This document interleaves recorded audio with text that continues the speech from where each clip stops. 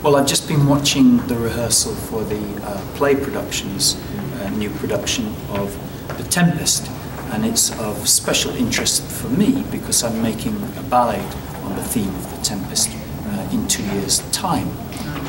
Tempest is a fascinating play. It's one of the few Shakespeare plays where he didn't take source material, so it's not based on anybody else's story.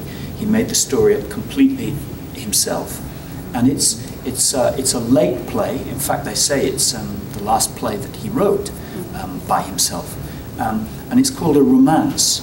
And it's not called a romance for nothing, because it's full of fantasy, and whilst nothing is real and there's a lot of magic in the scene, it's full of movement ideas, and it's full of music, and it's full of songs, and it's full of movement.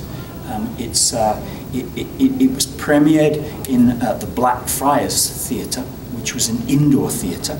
Most of Shakespeare's plays were premiered outside, and so when he was inside the theatre, playing in the dark, he could have all sorts of effects, like very subtle music, lots of singing. There are more stage directions in The Tempest than in any other of Shakespeare's plays. So it's a play which is very open to movement and magic and interpretation. And I think what was particularly interesting watching that is that clearly it's quite a radical interpretation. It looks quite different to any production I've seen before, particularly taken by the young boy who is playing Ariel.